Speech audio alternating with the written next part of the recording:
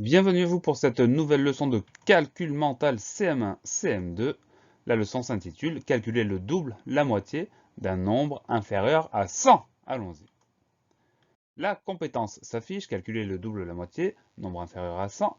Avant d'expliquer, on va prendre un exemple. Par exemple, on peut nous demander le double de 24. Alors, que nous dit la leçon? La leçon nous dit, pour calculer le double, il faut prendre 2 fois le nombre. C'est-à-dire que le double, c'est fois 2. Pour calculer la moitié, il faut prendre la moitié du nombre. Ça veut dire que la moitié, c'est divisé par 2.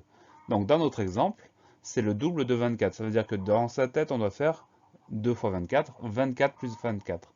Donc 24 plus 24, on prend les unités d'abord, 4 plus 4, ça fait 8. Les dizaines ensuite, 2 et 2, ça fait 4. Donc ça nous donne 48. Le double de 16, donc vous voyez que le double, il n'y a pas une technique qui fonctionne, il va falloir trouver dans sa tête la meilleure procédure. Le double de 16, je prends 16, je dois rajouter 16, donc je peux commencer par ajouter 6. 16 plus 6, ça fait 22, et ensuite je rajoute la dizaine. 22 plus 10, ça fait 32. Le double de 88, là c'est plus compliqué. Ce qu'on peut faire, on peut faire le double de 8 pour commencer. Le double de 8, c'est 16. Ensuite, le double de 80. 80 plus 80, ça fait 160. Je garde mes deux résultats et je les additionne. 160 plus 16, ça fait 176. Allez, exemple avec la moitié. La moitié, on a dit que c'était couper le nombre en deux, le diviser par 2. La moitié de 46, là c'est pas compliqué.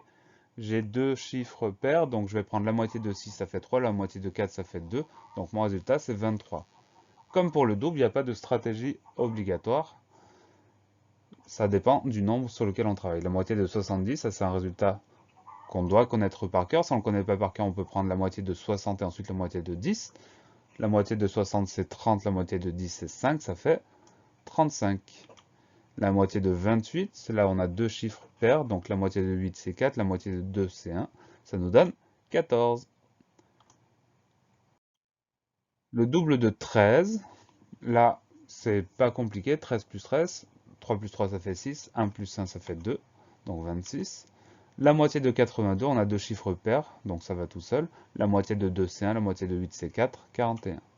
Et enfin, la moitié de 30, soit c'est un résultat qu'on connaît par cœur, soit on prend d'abord la moitié de 20, ensuite la moitié de 10. La moitié de 20, c'est 10. La moitié de 10, c'est 5. Ça fait 15.